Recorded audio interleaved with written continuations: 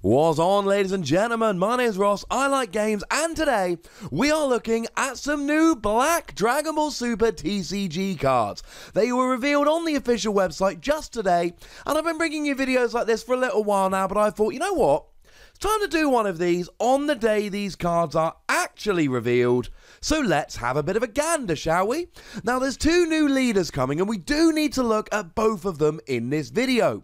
Firstly, you got Demigra. Now, pre-awakening, we got the usual 10,000 power, but we got a really nice skill here. When this card attacks a leader card, place 3 cards from the top of your deck into your drop area. If all the cards placed in your drop area are black, draw 1 card, so really rewarding you here for playing a mono black deck. But then again, a lot of black cards use Overrealm. That is, instead of paying energy to get your cards onto the field, what you actually do is send all the cards from your drop to your warp, and then use that to play a particular card. I.e., Demigra here is helping you get cards into your drop so that you can put them into your warp and play a card using Overrealm. Scientist Fu is a standard one that people use quite a lot. And then, of course, when your life is at 4 or less, you may choose up to 2 of your energy, switch them to active, and flip it over. That's the awakening.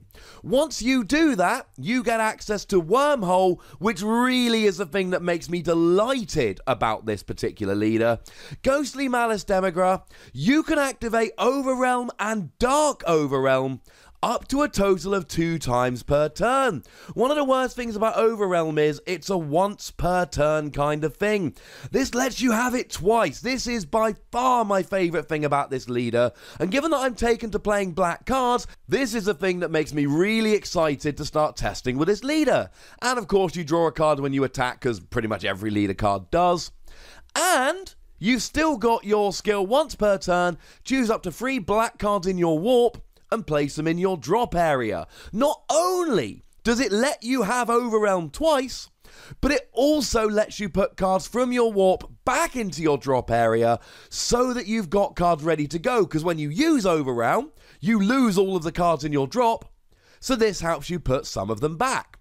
If you don't like Demigra, might I suggest Mirror?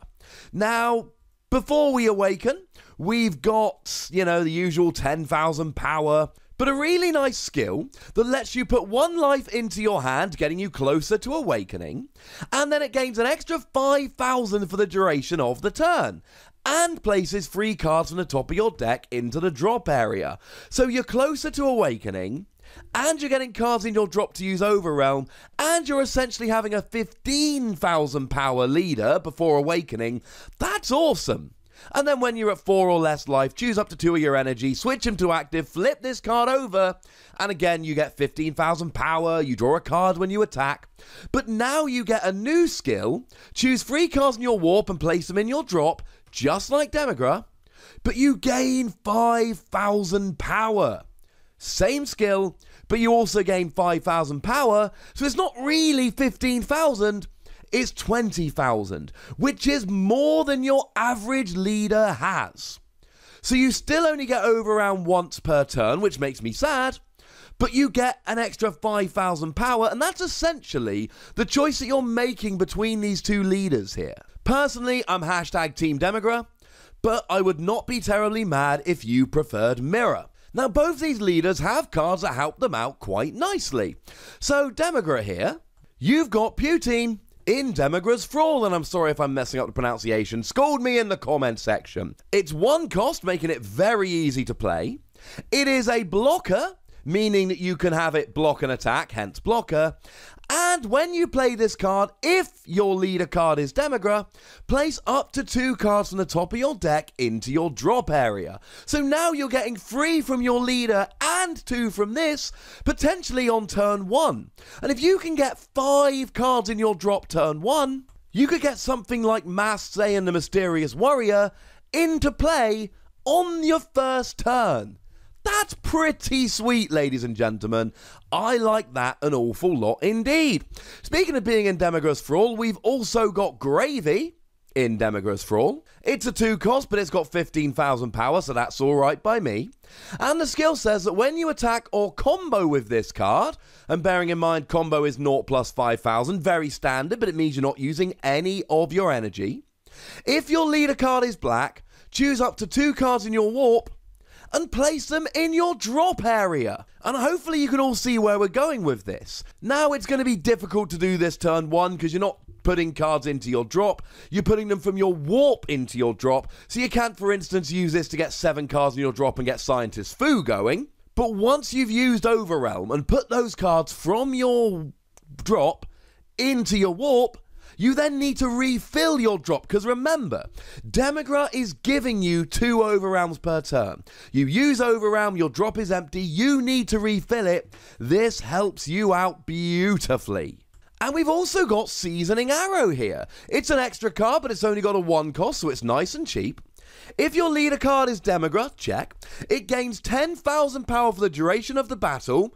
That's quite nice. And if it's your turn, because you can use it on yours or your opponent's, but this is giving you a little bit of incentive to use it on yours, your opponent chooses 1 card from their hand and sends it to their warp.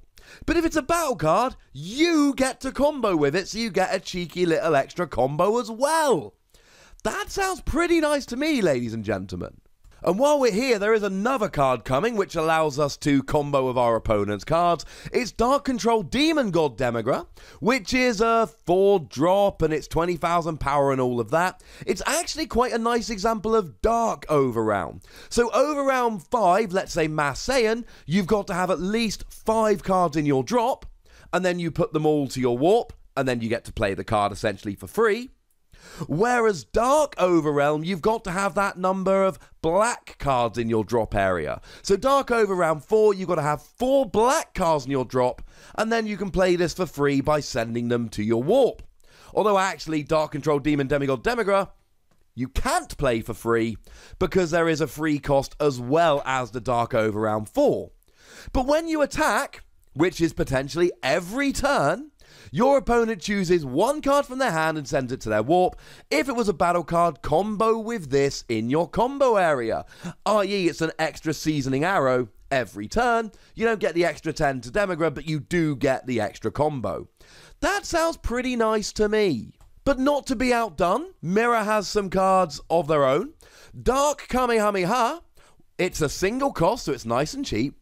If your leader card is Mirror, and I know this isn't the only Mirror leader card we've got, it's just the one we're focusing on in this deck, it gains 15,000 power for the duration of the battle.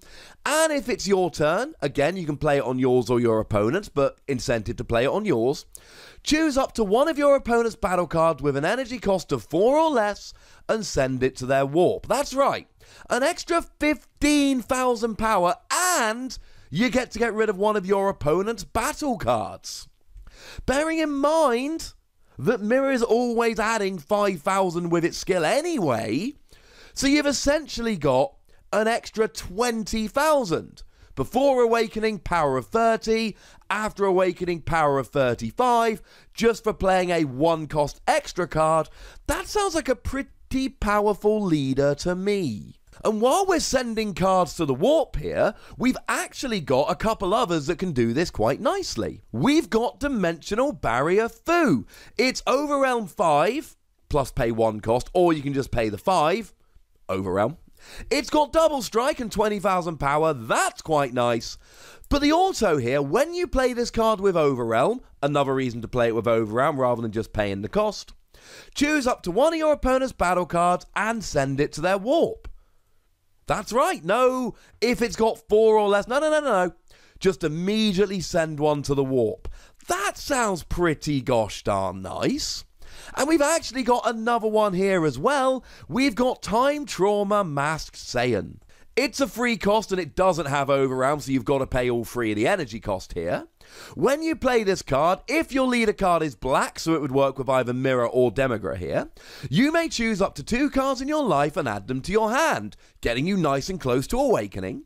If you chose to add 1 or more cards to your hand, choose up to 1 of your opponent's battle cards with an energy cost of 5 or less, and send it to their warp. So now we're getting rid of 1 of their cards with this, 1 of their cards with Fu, and of course, let's remember Dark Kamehameha.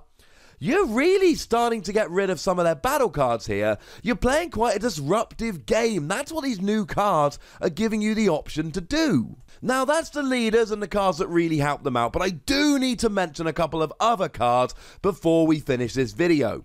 First of all, Time Control Cronoa. It's a single energy. That's pretty cheap. And it says, first of all, it's got deflect, so it's not affected by counterplay skills.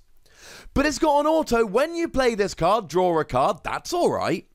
And your opponent may not play battle cards from their hand with the skills of cards with super combo for the duration of the game. Gonna be honest, this seems like a pretty blatant counter to Unwavering Solidarity Shigesh, which has the skill, when you combo with this card, if your leader card is yellow and your life is at 4 or less, this card gains 10,000 combo power. Then choose up to one Saiyan in your hand with an energy cost of 3 or less and play it. It's a phenomenal card that's seen a great amount of play. This seems to counter it pretty unashamedly. It seems pretty obvious. And as if that wasn't nice enough, we're getting Toki Toki Time Creator. It's a single cost card, which has got deflect, meaning it can't be affected by counterplay skills. And when you play this card, you may put it on top of your deck. If you do, choose one black battle card with 3,000 power and play it, then shuffle your deck. And would you believe it?